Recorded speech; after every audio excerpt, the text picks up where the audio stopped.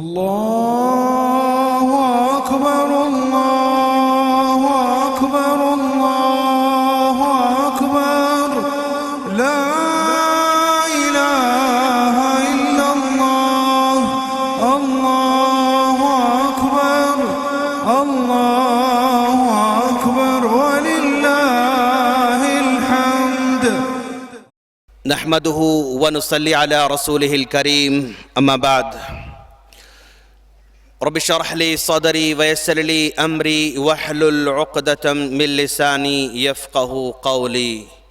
فأعوذ بالله من الشيطان الرجيم. بسم الله الرحمن الرحيم. لن ينال الله لحومها ولا دماؤها ولكن يناله التقوى منكم. وعن أنس بن مالك رضي الله تعالى عنه قال: جاء رجل إلى النبي صلى الله عليه وسلم فقال: يا خير البرية. فقال رسول الله صلى الله عليه وسلم: وذاك إبراهيم. رواہ مسلم. قابل احترام بزرگان دین، نوجوان دوستو، پردہ نشین خواتین اسلام اور میرے چھوٹے بھائیوں، تمام تعریفیں اسی اللہ رب العالمین کے لیے لائق اور زیبا ہیں جس نے ہم تمام کو عید الاضحیٰ منانے کے لیے یہاں پر جمع ہونے کی توفیق عطا فرمایا. لاکھوں درود و سلام ہو جناب محمد رسول اللہ صلی اللہ علیہ وسلم پر کہ جن کو ہادی اور مبشر بنا کر ہم تمام کی طرف مبعوث فرمایا. سامنے کرام، آج یہاں پر ہم جمع ہوئے ہیں تو یہاں سے کچھ میسیج لے کر جائیں گے. آج میں آپ لوگوں کے سامنے کچھ مدعے بڑی سنجیدگی ساتھ رکھنے جا رہا ہوں جن پر ہمیں غور کرنے کی ضرورت ہے اور انشاءاللہ ان کو اپنی زندگی میں لانے کی کوشش کرنے کی ضرورت ہے. اس لیے کہ عیدگاہ اویسی پلے گراؤنڈ کا مطلب بس رسمی طور پر آنا جانا نہیں ہے، بلکہ یہاں پر آتے ہیں کچھ میسیج لے کر جانا ہے، سنجیدہ باتوں کو اپنی زندگی میں لانے کی کوشش کرنے کی ضرورت ہے. سامعین کرام، ابھی ہم نے 2 مہینے پہلے رمضان کی عید منائی جس میں اللہ تبارک و تعالی نے تقوی کی اہمیت کے بارے میں بتایا اور رمضان کا پورا حاصل بھی تقوی تھا، رمضان کا مقصد بھی تقوی تھا. اب ہم 2 مہینے 10ویں دن آج ہم عید الاضحیٰ منانے جا رہے ہیں تو اس میں بھی اللہ تبارک و تعالی لن ینال اللہ لحومها ولا دماؤها ولکن ینالہ التقوی کہہ رہا ہے کہ لوگوں تم جو قربانی کرنے جا رہے ہو اس کا گوشت اللہ کو پہنچنے والا نہیں، اس کا خون اللہ کو پہنچنے والا نہیں، تمہارے جذبات اللہ کو پہنچنے والے ہیں، تمہارا تقوی اللہ کو پہنچنے والا ہے، احساس اللہ تبارک و تعالیٰ کو پہنچنے والا ہے. تو گویا اس میں بھی تقوی کے بارے میں بات بتائی گئی ہے. سامعین کرام، آج ہم حضرت ابراہیم علیہ السلام کی سنت کو زندہ کرنے جا رہے ہیں، اس لیے کہ حضرت ابراہیم علیہ السلام کا ہم لوگوں سے بڑا گہرا تعلق ہے. پیارے نبی صلی اللہ علیہ وسلم نے بھی حضرت ابراہیم علیہ السلام کا بہت احترام کیا کرتے تھے. انس بن مالک رضی اللہ تعالی عنہ کہتے ہیں ایک صحابی اللہ کے رسول صلی اللہ علیہ وسلم کے پاس آئے، آ کر کہا: یا خیر البریہ. اللہ کے رسول صلی اللہ علیہ وسلم سے خطاب کرتے ہوئے کہا: اے دو جہاں کے سب سے عظیم شخصیت، اے جہاں کے سب سے عظیم انسان. اس طرح خطاب کیا تو اللہ کے رسول صلی اللہ علیہ وسلم نے اس صحابی سے کہا: وَذَاكَ إِبْرَاهِيمُ. جس کے بارے میں تم کہہ رہے ہو، تم مجھے کہہ رہے ہو کہ میں جہاں میں سب سے زیادہ عظمت والا ہوں، ایسی بات نہیں ہے، بلکہ یہ عظمت اور یہ بڑائی حضرت ابراہیم علیہ السلام کو زیب دیتی ہے. تو گویا اللہ کے رسول صلی اللہ علیہ وسلم نے اس نسبت کو بھی حضرت ابراہیم علیہ السلام کی طرف کر دیا. اور مسلم کی حدیث ہے اللہ کے رسول صلی اللہ علیہ وسلم صبح سویرے صحابہ کرام کے پاس آتے ہیں اور آ کر کہتے ہیں: اولد لی اللیلۃ غلام. لوگو کل رات میرے ہاں ایک بیٹا پیدا ہوا ہے. فسمیتہ باسم ابی ابراہیم. میں نے اپنے باپ ابراہیم کا نام اپنے بیٹے کا رکھا رکھا ہے. یعنی اللہ کے رسول صلی اللہ علیہ وسلم کے پاس لڑکا پیدا ہوتا ہے تو کہتے ہیں یہ ابراہیم یہ باپ کی طرح ہیں, ان کی محبت کی وجہ سے میں نے اپنے بیٹے کا نام ابراہیم رکھا ہے. تو اس طرح اللہ کے رسول صلی اللہ علیہ وسلم حضرت ابراہیم علیہ السلام سے بے انتہا محبت کرتے تھے, اور اللہ کا حکم ہے فاتبعوا ملت ابراہیم حنیفا, لوگوں تمہیں ملت ابراہیم کی پیروی کرنا پڑے گا. اور آج ہم ملت ابراہیم کی پیروی کرتے ہوئے یہاں میدان میں جمع ہوئے ہیں, اور واپس لوٹ کر اللہ نے جو عطا کیا ہے اس کی قربانی ہم دینے جا رہے ہیں. حضرت ابراہیم علیہ السلام کی ساری زندگی کشمکش میں گزری, جد و جہد میں گزری, محنت میں گزری, چیلنجز کا سامنا رہا. پوری کی پوری زندگی حضرت ابراہیم علیہ السلام چیلنجز کا مقابلہ کرتے رہے. ناظرین, ہمیں بھی اپنی زندگی میں چیلنجز کا سامنا کرنا ہے. ہماری زندگی بھی چیلنجز سے بھرتی ہوئی جا رہی ہے. ممکن ہے اب تک کم چیلنجز تھے, لیکن شاید آنے والے دنوں میں چیلنجز بڑھتے جائیں گے. لیکن آنے والے دنوں میں چیلنجز کا ڈٹ کر مقابلہ کرنا ہے. اور یاد رکھنا, یہ چیلنجز کا مقابلہ طاقت کے بلبوتے پر نہیں, یہ چیلنجز کا مقابلہ اپنی ہاتھ آزمائی سے نہیں, یہ چیلنجز کا مقابلہ یہ لاٹھی سے نہیں, یہ چیلنجز کا مقابلہ یہ نعرے بازی سے نہیں, یہ چیلنجز کا مقابلہ چیخ اور پکار سے نہیں, بلکہ حسبنا اللہ ونعم الوکیل سے کرنا ہے. ہم کو اللہ پر توکل کو بڑھانا ہے, ہمیں اللہ پر بھروسے کو بڑھانا ہے, ہمیں اللہ کی ذات پر ایمان کو اور تازہ کرتے جانا ہے. تبھی چل کر چیلنج کا مقابلہ ہو سکتا ہے. اور ان چیلنجز کا مقابلہ آج کے دور میں تعلیم کے ذریعے کرنا ہوگا, تعلیم سے مقابلہ کرنا ہوگا. یاد رکھیں دوستو, آج کے چیلنجز کا مقابلہ کرنے کے لیے ہمیں آج جو ہے, اب تک ہم نے ڈاکٹر بہت بنا لیے ہیں, انجینئر بہت بنا چکے ہیں, اب ڈاکٹرز کو انجینئرز کو بنانے کی زیادہ ضرورت نہیں, اب وکیلوں کو بنانے کی ضرورت ہے,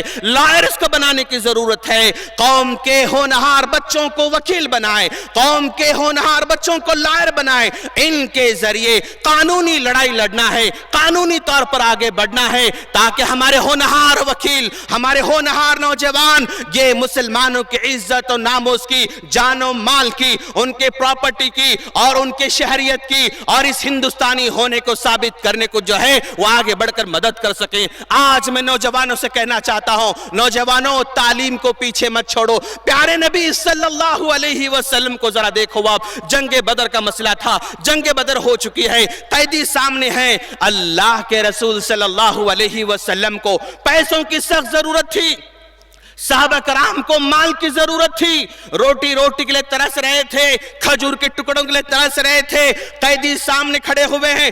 اگر اللہ کے رسول صلی اللہ علیہ وسلم چاہتے تو ان قیدیوں سے بڑا بڑا مال لے کر صحابہ کرام کی مدد کر سکتے تھے, مسلمانوں کی مال کے ذریعے مدد کر سکتے تھے. لیکن اللہ کے رسول صلی اللہ علیہ وسلم نے کہا, لوگوں ان قیدیوں سے مال لینے کی ضرورت نہیں, ان قیدیوں کا فدیہ لینے کی ضرورت نہیں, بلکہ ان قیدیوں سے علم حاصل کرو اور علم حاصل کر کے ان کو آزاد کرو.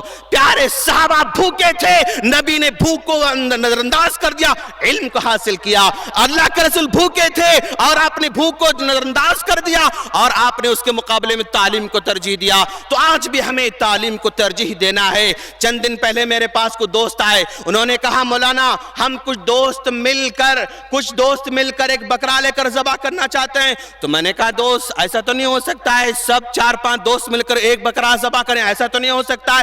انہوں نے کہا مولانا ہم قربانی تو نہیں کرتے بلکہ غریبوں میں گوشت کو بانٹنا چاہتے ہیں. تو میں نے کہا میرے پیارے دوست, آج ہمارے غریبوں کو گوشت کھلانے کی ضرورت نہیں, ان غریبوں کے ہاتھوں میں پین دینے کی ضرورت ہے, ان غریبوں کے ہاتھوں میں قلم دینے کی ضرورت ہے, ان غریبوں کے ہاتھوں میں کتابیں دینے کی ضرورت ہے. گوشت کھلانے کی فکر مت کرو, قوم کو تعلیم تعلیم دلانے کی فکر کرو، گوشت کھلانے کی فکر کم کرو، ان غریبوں کو اسکولوں سے جوڑو، ان غریبوں سے مدرسوں سے جوڑو، ان غریبوں کو تعلیم سے جوڑو، یہ آج ہماری کامیابی ہو سکتی ہے۔ گوشت کھلانے کی فکر زیادہ مت کرو۔ اس طرح میں نے کہا رمضان سے پہلے ایک دوست نے مجھ سے کہا شیخ ایک کام کریں گے، میری خواہش ہے کہ میں آپ کو رمضان میں عمرے کو لے کر جاؤں اور ہم دونوں عمرہ کریں۔ تو میں نے کہا بھئی ایک عمرہ تو میں نے کیا ہے، اور کیا تم نے بھی عمرہ کیا ہے؟ اس نے کہا میں نے بھی عمرہ کیا ہے۔ تو میں نے کہا میرے پیارے دوست تم بھی چاہتے ہو میں ساتھ میں تمہارے عمرے کے چلوں، ایک کام کریں گے، میں نے بھی عمرہ کیا ہے، تم نے بھی عمرہ کیا ہے، اب جو عمرے کی جو قیمت ہو سکتی ہے 1,20,000 اس کو ہم غریب بچوں کی فیس کو ادا کرنے میں لگائیں گے انشاءاللہ۔ تو میرے دوست راضی ہو گیا اور 7 بچوں کی جو ہے فیس، غریب بچوں کی فیس ادا کی گئی۔ میرے دوست آج ہمیں تعلیم میں آگے بڑھنے کی ضرورت ہے، اور یہ وقت کا تقاضا ہے اور یہ حالات کا تقاضا ہے۔ میں اپنے نوجوانوں سے کہوں گا کہ میرے بھائیوں کسی بھی چیز میں ایکسپرٹ بننے کے لیے 10,000 گھنٹے محنت کرنا پڑتا ہے۔ 10,000 گھنٹے محنت کرو گے تو اس فیلڈ کے ماسٹر بنو گے، اس فیلڈ کے ایکسپرٹ بنو گے۔ روزانہ 8 گھنٹے، ہفتے میں 5 دن، سال میں 44 ہفتے اور 5 سال 6 مہینے کسی میدان میں کام کرو گے تو چل کر ایکسپرٹ بنو گے، اس فیلڈ کے ماہر بنو گے۔ تو ناظرین یہ تعلیم جیسے جیسے بڑھتی جا رہی ہے ماشاءاللہ شعور آ رہا ہے، بیدار ہو رہے ہیں، لیکن بدقسمت یہ ہے جیسے جیسے تعلیم بڑھتے جا رہی ہے معاشرے میں بے پردگی بڑھتے جا رہی ہے، بے پردگی جو ہے عام ہوتے جا رہی ہے، ہماری بہنیں پردے میں کم ہوتے جا رہے ہیں۔ میں گزارش کروں گا کہ بہنیں تم کتنے بھی میڈیکل میں آگے بڑھو، تم کتنے بھی جو ہے تعلیم میں آگے بڑھو، لیکن اپنے برقعے کو نہ چھوڑو، اپنے حیا کو نہ چھوڑو، اپنے شرم کو نہ چھوڑو، اس لیے کہ حضرت ابراہیم علیہ السلام ہجرت کر کے جا رہے تھے، حضرت سارہ ان کے ساتھ تھی، درمیان بادشاہ ملتا ہے،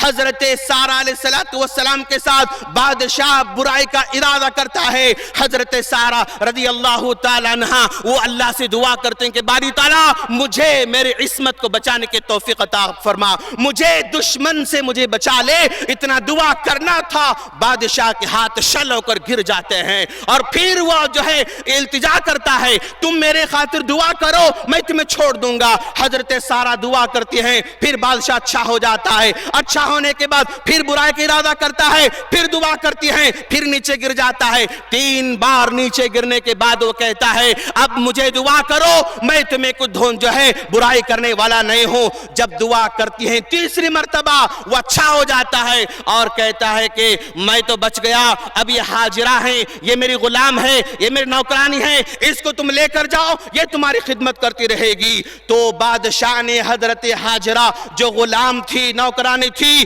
ابراہیم علیہ السلام کو، سارہ علیہ السلام کو عطا کیا، اور آگے چل کر وہ اللہ حضرت ابراہیم کی بیوی بنتی ہیں، اور ان کے پیٹ سے اسماعیل علیہ السلام پیدا ہوتے ہیں۔ یاد رکھنا ناظرین، پیارے نبی صلی اللہ علیہ وسلم کے پاس ایک صحابی آتی ہیں اور آ رہی ہیں اپنے بیٹے کے شہید ہونے کے بارے میں معلوم کرنے آتی ہیں کہ میرا بیٹا شہید ہوا ہے، ایسے میں نے سنا ہے، اور جو ہے میں آپ سے تصدیق کرنا چاہتی ہوں۔ صحابہ کرام نے کہا اللہ کے رسول یہ خاتون جو ہے کتنی ایمان والی ہے، بیٹا شہید ہوا ہے، پریشانی میں ہے اور جو ہے ہیبت میں ہے، اس کے باوجود بھی مکمل پردے میں یہاں پر آئی ہوئی ہے۔ کسی صحابی نے اللہ کے رسول سے کہا خاتون نے سنا تو کہا میں نے صرف بیٹے کو کھویا ہے، اپنی شرم کو نہیں کھویا ہے، میں نے بیٹے کو کھویا ہے لیکن حیا کو نہیں کھویا ہے۔ اس طرح صحابیہ کا جواب تھا، اور ایک خاتون اللہ کے رسول کے پاس آتی ہیں، آ کر کہتے ہیں اللہ کے رسول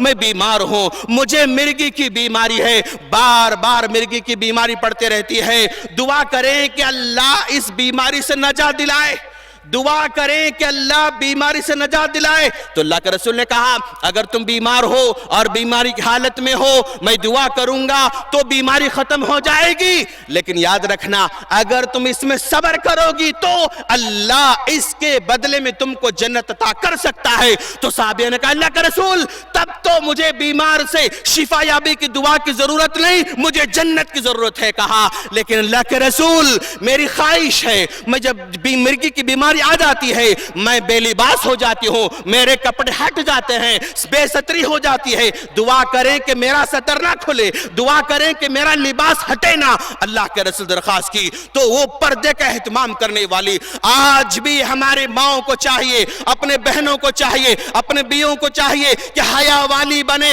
ایمان والی بنے، شکر ادا کرنے والی بنے، عصمت حفاظت کرنے والی بنے، صبر کرنے والی بنے، اور جو ہے بہادر بنے۔ اور یہ سب کے سب کیوں؟ اس لیے کہ آگے کی نسل کو انہیں سنبھالنا ہے، آگے کی نسل کو یہی سنبھالنے والی ہے۔ اگر آج ہماری خواتین، ہماری بہنیں حیادار بنیں گی تو ہمارے بچے انہی بہنوں کے پاس تعلیم حاصل کرنے جا رہے ہیں۔ یہ ہمارا بچہ گود میں 2 سال تک رہتا ہے، زمین پر چلنا شروع کر دیتا ہے تو اس کے بعد اسکولوں کو چلا جاتا ہے، اسکولوں کو جاتا ہے، 10 تک بھی ہمارا بچہ لیڈیز ٹیچر کے پاس پڑھتا رہتا ہے۔ پورے اسکولوں کا جائزہ لے کر دیکھیں آپ، 95% اسکول میں ٹیچرز لیڈیز ہوا کرتے ہیں، 10 تک بھی ہمارا بچہ لیڈیز کے پاس تعلیم حاصل کر رہا ہے۔ اگر ہماری بہنیں ایمان والی بنے، ہماری بہنیں شکر والی بنے، ہماری بہنیں حیا والی بنے تو ہمارے بچوں کی تعلیم کے بارے ہم بے فکر ہو سکتے ہیں۔ اور یاد رکھنا، میں اپنے بڑوں سے کہوں گا، میں اپنے بزرگوں سے کہوں گا، اپنے بچوں کی تعلیم دیتے ہوئے یہ سمجھ کر تعلیم نہیں دینا یہ میرا بیٹا ہے، مجھے دیکھے گا، مجھے پالے گا، میری خدمت کرے گا، اس پس منظر میں اپنے بچوں کی تربیت نہ کرو، بلکہ میں ماں باپ سے کہوں گا اپنے بچوں کی تربیت اس انداز سے کریں کہ وہ آگے چل کر کسی کا بیٹا کسی کا شوہر بننے والا ہے، کسی کا داماد بننے والا ہے، اور کسی کا بھائی بننے والا ہے، وہ کسی کا ڈاکٹر بننے والا ہے، کسی کا لائر بننے والا ہے، کسی کا انجینئر بننے والا ہے، کسی کا پڑوسی بننے والا ہے، کسی کسٹمر بننے والا ہے، کسی کا مالک بننے والا ہے۔ یہ قوم کی امانت سمجھ کر بچوں کی تربیت کریں۔ یہ میرے نہیں، قوم کے بچے ہیں، یہ میرے نہیں، امت کے بچے ہیں، امت کے بچے سمجھ کر اپنے بچوں کی تربیت کریں۔ اور یاد رکھنا ناظرین، بڑے دکھ کے ساتھ کہنا پڑ رہا ہے، ہمارے معاشرے کے اندر خواتین پر ظلم بڑھتے جا رہا ہے، بڑھتے جا رہا ہے، بڑھتے جا رہا ہے۔ ایسے جو ہے بچیاں جن کے شوہر مسلسل ظلم کرتے رہتے ہیں، نہ انہیں خلا لینے کا موقع دیتے ہیں، نہ انہیں طلاق دے رہے ہیں، ان کی زندگی کو جہنم بنا رکھا ہے۔ خاص طور پر وہ بچیاں جو غریب طبقے کے ہوتی ہیں، خاص طور پر وہ بچیاں جن کے باپ کا انتقال ہوا ہے، خاص طور پر وہ بچیاں جن کے بھائی کا سپورٹ نہیں ہے، خاص طور پر وہ بچیاں جو دوسری بیوی بن کر آئی ہوئی ہیں۔ یہ بہت ہی ظلم ہو رہا ہے دوست، ان پر ظلم ہو رہا ہے، ان کا ہاتھ پکڑنے والا کوئی نہیں، لگام لگانے والا کوئی نہیں۔ میں کہوں گا، التماس کروں گا، ہر محلے میں، ہر مسجد میں ایک کمیٹی ہونا چاہیے، جہاں ظلم ہو رہا ہے اس کی اصلاح کریں، اس کی کاؤنسلنگ کریں، اس کو سمجھائیں۔ سمجھانے والے بھی کوئی نہیں دوست، کوئی ظلم کر رہا ہے سمجھانے والا بھی کوئی نہیں، ہاتھ پکڑنے والا بھی کوئی نہیں، اس کی اصلاح کرنے والا بھی کوئی نہیں۔ اس میں بہت پریشان ہیں ہماری بہنیں۔ میں گزارش کروں گا اپنے ظلم کو جو ہے ختم کریں، کیوں؟ آپ کے اوپر بھی اللہ کا ہاتھ ہے، آپ کو بھی اللہ دیکھنے والا ہے۔ ناظرین، آج ہمارے معاشرے کے اندر اچھے لوگ بھی ہیں، جہاں خراب لوگ بھی ہیں وہاں اچھے لوگ بھی ہیں۔ ہمارے پاس اچھے ڈاکٹرز بھی ہیں، اچھے انجینئرز بھی ہیں، اچھے تاجر بھی ہیں، اچھے باپ بھی ہیں، اچھے پڑوسی بھی ہیں، اچھے علماء بھی ہیں، اچھے متولی بھی ہیں، اچھے لوگ بھی ہیں، اچھے کام کرنے والے بھی ہیں۔ لیکن یاد رکھنا دوست، ان اچھے کام کرنے والوں کی ہمت افزائی نہیں کی جا رہی ہے، ان اچھے کام کرنے والوں کو آگے نہیں بڑھنے نہیں دیا جا رہا ہے، ان اچھے کام کرنے والوں کا سپورٹ نہیں کیا جا رہا ہے۔ اگر کہیں برائی ہو واٹس ایپ پر ساری دنیا دیکھ لے گی، اگر کہیں جو ہے بدکاری ہو واٹس ایپ پر ساری دنیا دیکھ لے گی، اگر کوئی اچھا کام کرتا ہے اس کو بتانے والا کوئی نہیں۔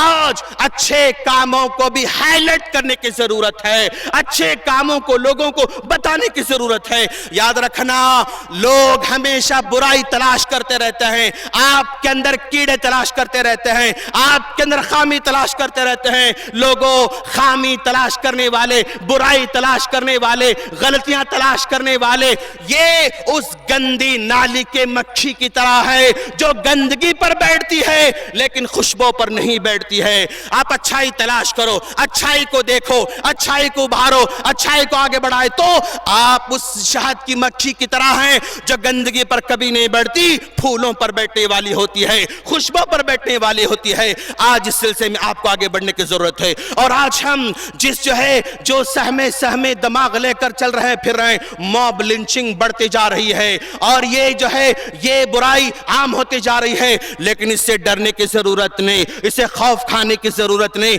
ابراہیم علیہ موب لنچنگ کا مطلب ایک ہجوم کا, ایک بے گناہ پر حملہ کرنا. موب لنچنگ کا مطلب ایک ہجوم کا, ایک بے گناہ پر حملہ کرنا, اس کو موب لنچنگ کہا جاتا ہے. ابراہیم علیہ السلام پر بھی اس طرح کئی حملے ہوئے, اللہ کے رسول صلی اللہ علیہ وسلم پر بھی ایسے حملے ہوئے, ابوبکر صدیق پر بھی ایسے حملے ہوئے, عمر فاروق پر بھی ایسے حملے ہوئے, بلال پر ایسے حملے ہوئے, عمار پر ایسے حملے ہوئے, سمیہ پر ایسے حملے ہوئے.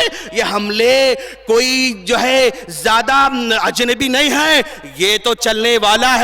ایمان کو باقی رکھنا ہے اور اپنی عظمت کو باقی رکھنا ہے, لیکن یاد رکھنا اس طرح کی چیزوں کو دیکھ کر خاموش نہیں بیٹھنا, بلکہ آواز اٹھانے کی ضرورت ہے. اس لیے کہ تم خاموش رہو گے تو ظالم کے حوصلے بڑھیں گے, ظالم کی ہمت بڑھے گی. لہذا اپنی آواز کو بلند کرنا ہے, سیکولر لیڈروں کے ساتھ اور سیکولر رائٹروں کے ساتھ, سیکولر بڑے بڑے غیر مسلموں کے ساتھ لے کر آگے بڑھنا ہے اور شعور بیدار کرنا ہے. میں اپنے نوجوانوں سے کہوں گا, میں اپنے بھائیوں سے کہوں گا, اس طرح موب لنچنگ کے اگر چھوٹے چھوٹے کلپس آتے ہیں ان کو ڈیلیٹ کر دو, فارورڈ مت کرو, ان کو عام مت کرو. عام کرنے سے ظالموں کے حوصلے اور بڑھ جائیں گے, عام کرنے سے لوگ کمزور ایمان والے پریشان ہو جائیں گے. ایسے کلپس کو آگے نہ بڑھائیں, بلکہ ایسے کلپس کو وہیں پر ڈیلیٹ کر کے چھوڑے اور اس کو تذکرہ زیادہ نہ کرتے رہیں. لیکن اپنی ایمان کو تازہ رکھیں, اپنی ایمان کو باقی رکھیں اور ہمت سے مقابلہ کرتے رہیں.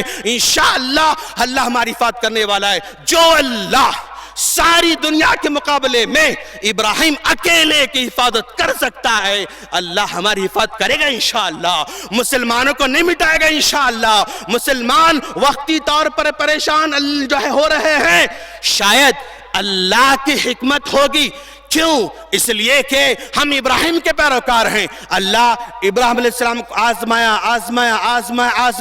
وَإِذِ ابْتَلَىٰ إِبْرَاهِيمَ رَبُّهُ بِكَلِمَاتٍ فَأَتَمَّهُنَّ قَالَ إِنِّي جَاعِلُكَ لِلنَّاسِ إِمَامًا. امتحان لیتا رہا, ہر امتحان میں کامیاب ہوئے تو اللہ نے کہا ابراہیم اب میں تم کو دنیا کا امام بنانے جا رہا ہوں. ممکن اللہ تعالیٰ مسلمانوں کو بڑا بنانے والا ہے, مسلمانوں کو بڑا رتبہ دینے والا ہے, اس لیے اللہ ایمان کو ذرا آزما رہا ہے, ڈرنے کی ضرورت نہیں. اور میں اپنے بھائیوں سے کہوں گا, یاد رکھنا آج ہمارے لوگ کاروبار میں پریشان ہیں, کسی کمپنی میں لگا کر, کسی تاجر کے ساتھ لگا کر, سارا سرمایہ لگا کر پریشان رہتے ہیں. یاد رکھنا آئندہ سے کبھی بھی کسی بڑے کمپنیوں میں سرمایہ نہیں لگانا, بلکہ اپنے سرمایہ کو خود تجارت کر کے فائدہ کمانے کی کوشش کرنا. کہیں بھی لگانا چاہتے ہیں تو جو اکنامک کے ایکسپرٹس ہیں ان سے مشورہ لینا, جو اکنامک کے ماہر ہیں, معاشت کے ماہر ہیں, ان سے مشورہ کر کے لگانا. اور یاد رکھنا اپنی پراپرٹی میں سے اگر کاروبار میں لگانا چاہتے ہیں only 30% لگانا چاہیے. لیکن بدنصیبی سارا مال لگا دیتے ہیں, بدنصیبی گھر بیچ کر لگاتے ہیں, بدنصیبی سونا بیچ کر لگاتے ہیں. جہاں لگاتے ہیں وہ کاروبار ہے, چل بھی سکتا, وہ مٹ بھی سکتا ہے, آگے بڑھ بھی سکتا ہے, ختم بھی ہو سکتا. لہذا اگر ختم ہو جائے تو پھر یہ نہ رونا میں گھر بیچ کر لگایا, میں سونا بیچ کر لگایا, میں سب کچھ بیچ کر لگایا. یہ پہلی عقل مندی نہیں ہے. اس میں آپ کو ہوشیار ہونے کی ضرورت ہے, عقل مند ہونے کی ضرورت ہے, اور اپنے پیسوں کی حفاظت سے رکھو. لوگ نئے آپ کے سامنے سکیمز لے کر آئیں گے, لوگ نئے تجارت کے سکیمز لے کر آئیں گے. متاثر ہو کر آگے نہ بڑھے, بلکہ اکنامک ایکسپرٹ سے مشورہ کر کے پیسہ لانے کی کوشش کریں. اور آج ہمارے معاشرے کے اندر چند دنوں سے ایک ویڈیو عام ہوتے جا رہا ہے کہ چرم قربانی کو ضائع کر دیا جائے. ناظرین یاد رکھنا, چرم کو قربانی کو ضائع کرنا عقل مندی نہیں ہے, اس کو ضائع کرنا عقل مندی نہیں ہے. اس کو آپ مساجد کے حوالے کریں, مدارس کے حوالے کریں. ایک مہینہ پہلے مجھے تمل ناڈو کو سفر کرنے کا موقع ملا. وہاں بڑے بڑے تاجروں سے میں نے بات کی, چمڑے کے کاروباریوں سے, ٹینریز کے بڑے بڑے مالکوں سے اور ماہرین سے بات کی, تو ان کا مشورہ تھا شیخ یہ چرم قربانی کو ضائع کرنے کا مشورہ بالکل غلط ہے. گلوبلی عالمی طور پر چمڑے کا ریٹ گرا ہوا ہے, نوجوان نہیں سمجھ رہے ہیں, بس تحقیق نہیں کر رہے ہیں, وہ کھڑے کھڑے جو ہے فون میں ریکارڈ کر کے عام کرتے جا رہے ہیں. لہذا سب کا کہنا یہ ہے چمڑے کو ضائع نہ کیا جائے بلکہ مدارس کو جو حوالے کیا جائے. ہاں چمڑا کم ریٹ میں بکتا ہے, آپ ایک 200 روپے ساتھ میں دے دیں. میں گزارش کروں گا اس سال اپنے جتنے بھی یہاں پر لوگ بیٹھے ہوئے ہیں اپنے چمڑے کے ساتھ ساتھ مدرسے کو 200 روپے بھی دے دیں. آپ 10,000 کا بکرا لائے ہوئے ہیں, 8,000 بکرا لائے ہوئے ہیں, 200 روپے دینا کوئی بڑی بات نہیں. مدرسوں کو 200 روپے آپ عطا کریں اور اس میں جو ہے آپ اس میں کریں. اور میں اپنے بھائیوں سے کہنا چاہوں گا, یاد رکھیں آئندہ چل کر قانونی پیچیدہ بڑھتی جا سکتی ہیں اور آئندہ دنوں میں پریشان کیا جا سکتا ہے. اپنے کاغذی کارروائی میں پختہ رہیں, اپنے جو ہے سارے ڈاکومنٹس میں جو ہے آپ پختہ رہیں. NRC کی ہوا چلتے جا رہی ہے, ممکن ہے آ بھی سکتا ہے نہیں بھی آ سکتا ہے. ہم دعا کرتے ہیں کہ باری تعالیٰ ایسے مسلمانوں کو پریشان کرنے والے قوانین سے محفوظ رکھے اور ایسے پریشان کرنے والے اصولوں سے محفوظ رکھے. لیکن ہمیں پہلے سے ہوشیار بھی ہونا ہے. NRC یعنی ہمارا جو ہے ہمارا جو لنک ہے ڈاکومنٹ اس کو بھی محفوظ رکھے. اگر نہیں ہے تو آپ نکال کے رکھیں, اپنے پاسپورٹ کو جو ہے صحیح رکھیں, اپنے جو ہے ڈرائیونگ لائسنس کو صحیح رکھیں, آدھار کارڈ کو صحیح رکھیں, راشن کارڈ میں صحیح رکھیں. آپ 4 بچے ہو جاتے ہیں, اب تک ان بچوں کا نام راشن کارڈ میں نہیں رہتا ہے, وہ غفلت میں رہتے ہیں. جب قانون آ جائے گا تب آپ کی مدد کرنے والا کوئی نہیں رہے گا, آپ کو سپورٹ کرنے والا کوئی نہیں رہے گا. آسام کے اندر ایک سپیلنگ مسٹیک ہونے کی وجہ سے ان کے گھر جو ہے ختم ہو گئے, ان کی پراپرٹی ختم ہو گئی, ان کو جو ہے بڑے بڑے اس میں جو ہے کیمپ میں لا کر رکھا گیا ہے.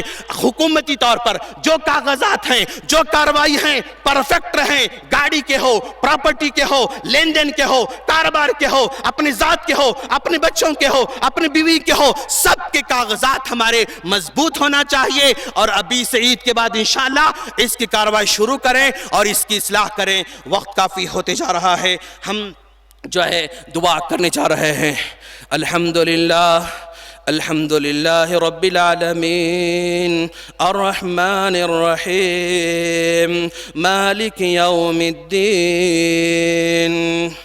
اللهم صل على محمد وعلى آل محمد كما صليت على إبراهيم وعلى آل إبراهيم إنك حميد مجيد. اللهم بارك على محمد وعلى آل محمد كما باركت على إبراهيم وعلى آل إبراهيم إنك حميد مجيد. ربنا آتنا في الدنيا حسنة وفي الآخرة حسنة وقنا عذاب النار وقنا عذاب النار وقنا عذاب النار وقنا عذاب النار.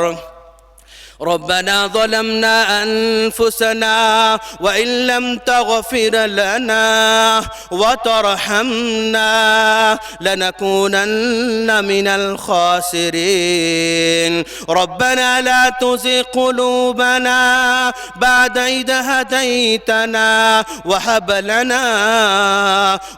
لنا من لدنك رحمة.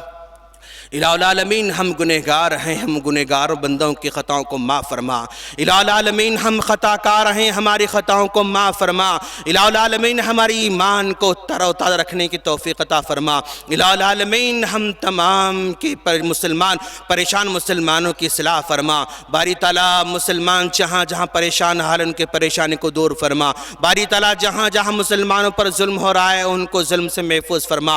باری تعالیٰ ظالموں کے دلوں کو پھیر دے دے، ظالموں کے دلوں کو نرم کر دے، ظالموں کو بھی ایمان کی توفیق عطا فرما، انہیں بھی ایمان لانے کی توفیق عطا فرما، انہیں بھی اسلام سمجھنے کی توفیق عطا فرما۔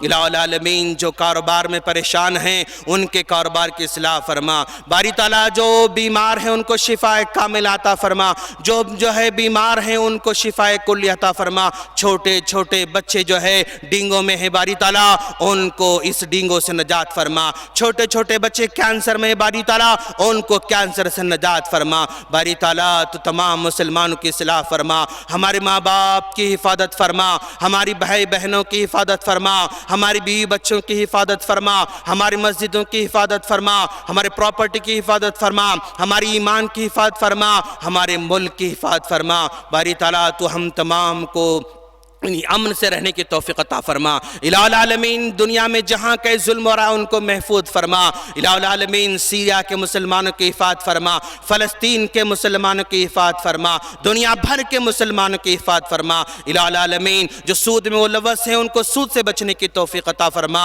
الہ العالمین جو ہماری بہنیں بیٹھی ہوئے ہیں ان کے لیے بہتر جوڑا عطا فرما، جو ہماری بھائی بیٹھے ہوئے ہیں ان کے لیے بہتر جوڑا عطا فرما، الہ العالمین ہمارے بڑوں کو صحت عطا فرما، ہمارے چھوٹوں کو صحت عطا فرما، الہ العالمین دنیا میں امن کے ساتھ رہنے کی توفیق عطا فرما، الہ العالمین دنیا میں ایمان کی حفاظت کی توفیق عطا فرما، الہ العالمین ہم کو مرنے سے پہلے کلمہ نصیب فرما، ہم کو مرنے سے پہلے ایمان نصیب فرما، مرنے سے پہلے کلمہ شہادت پڑھنے کی توفیق عطا فرما، قبر کے عذاب سے محفوظ فرما، سوال جواب کو آسان فرما، حشر کے میدان کو آسان فرما، سوال جواب کو آسان فرما، ہمارے نام اعمال کو سیدھے ہاتھ میں لینے کی توفیق عطا فرما، پل صراط پر آسانی سے گزرنے کی توفیق عطا فرما، پیارے نبی صلی اللہ علیہ وسلم کے پاس حوض کوثر سے پانی پینے کی توفیق عطا فرما، پل صراط کے عذاب سے محفوظ فرما، جہنم کے عذاب سے محفوظ فرما، باری تعالیٰ جنت نصیب فرما، جو ہم سے پہلے گزر چکے ہیں ان تمام کو جنت نصیب فرما،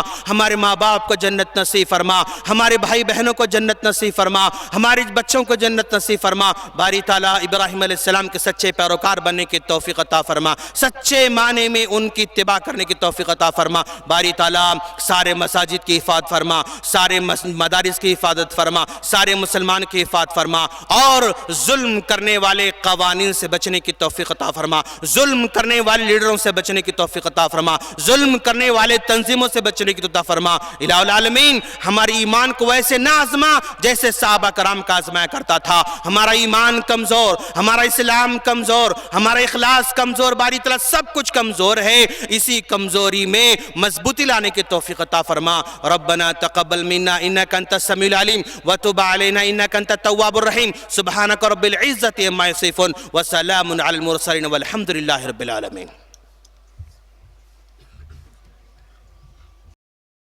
مزید علماء اور مقررین کے بیانات سننے کے لیے ہمارے YouTube چینل کو سبسکرائب کیجیے۔ جزاک اللہ۔